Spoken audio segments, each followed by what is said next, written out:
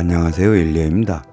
오늘은 용인에 있는 와우정사를 배경으로 기수련과 환상에 대해 말씀드리겠습니다.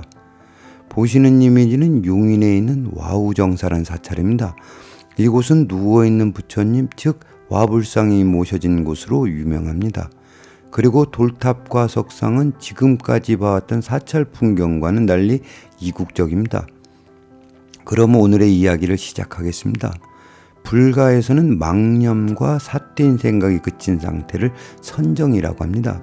그러나 도가에서는 이런 경우를 고요함에 이르렀다고 해서 고요할 정자를 써서 입정이라고 합니다. 그런데 수련 중 몰입이 되어 마음이 고요해지면 간혹 환상을 보게 되는데 이 단계가 수련의 중요한 분수령입니다.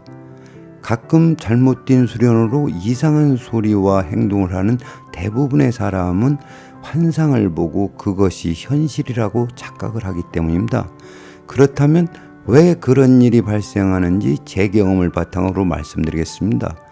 어느 날인가 사무실에 손님이 찾아와 문중선산을 매각하기 위해 조상산소를 이장하려 한다며 저에게 새로 모실 자리를 찾아달라는 의뢰를 하였습니다. 그날 밤 12시에 향을 피우고 수련을 하는 자시수행을 하는데 사진 액자 2개가 보였습니다.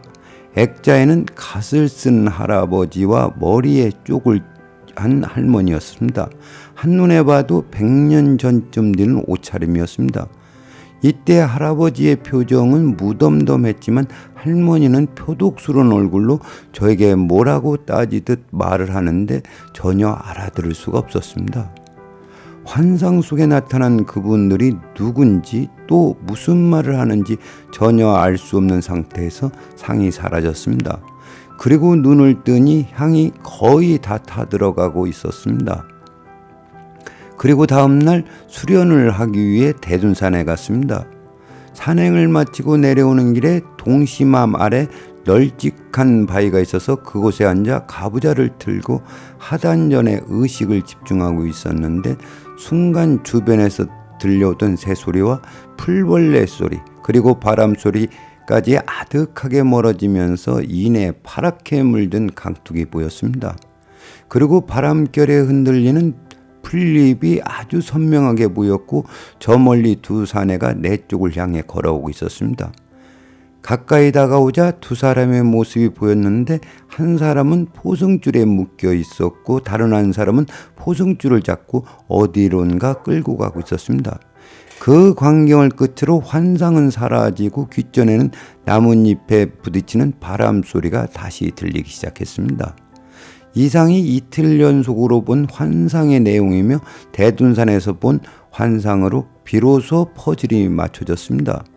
종손이 문중선산을 팔려고 하니까 그 조상이 저에게 나타나 선산을 팔지 말라는 것과 아니 이장을 하지 말라고 부탁을 했던 겁니다. 그리고 포승줄에 묶인 환상은 형사이권이라는 분명한 메시지가 있었습니다. 해서 저는 그 의뢰인이 집안 선산을 팔면 소송에 휘말리고 결국 형사 입건된다고 해석을 하였습니다. 어떠십니까? 제가 대단하지 않으십니까? 이제 저는 영통하여 죽은 귀신의 메시지를 들을 수 있는 경지에 이르게 되었습니다. 그러나 이 모든 것은 착각이었습니다. 다시 한번 말씀드리겠습니다. 그것은 설리근자의 착각이었습니다.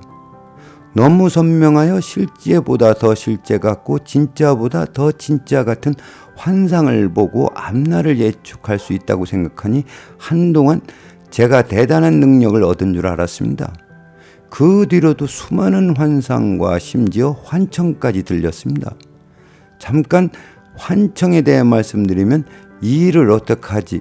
라고 생각을 하면 누군가 옆에서 조금만 기다려보세요 라고 이야기를 하는 겁니다. 확실히 누군가 나와 동행하고 있다고 생각했습니다. 눈을 감으면 보이고 생각을 하면 들리니 저는 비로소 도를 깨쳤다고 믿었습니다. 그러던 어느 날 환상과 환청을 탐닉하는 저 자신을 보았습니다.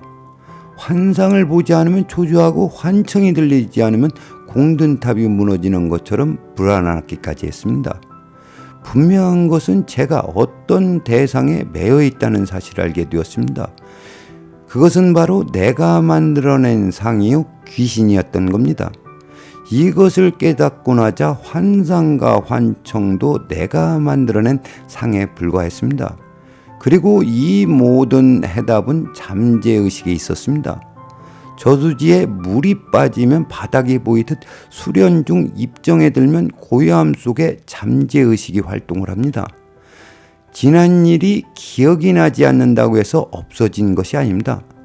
잠재의식에는 나의 본성과 함께 살아온 삶을 모두 저장하고 있습니다. 옛날 어머니들은 자신의 가슴에는 한이 켜켜이 쌓여 있다고 했습니다. 그 한은 가슴에 저장된 것이 아니라 컴퓨터 메모리 같은 잠재의식에 저장됩니다. 예를 들면 가족조차 알아보지 못하는 치매 환자가 지난 일을 오늘 일처럼 이야기하는 것은 잠재의식의 표출입니다. 해서 기수련은 자신의 잠재의식을 들여다보고 닦아야 합니다. 오늘의 이야기를 정리하겠습니다. 기수련 중에 환상을 보거나 환청을 듣는 것은 곧 내면의 상이요 소리이기 때문에 수행하는 사람은 영통이나 신통이라는 것에 마음을 빼앗겨서는 안 됩니다. 만약 환상을 보고 스스로 영통했다고 믿는 순간 자신이 만들어낸 귀신의 하수인으로 전락하고 그 덫에 걸리면 수행 자체가 삶을 피폐하게 하는 원인이 된다는 것을 알았으면 합니다.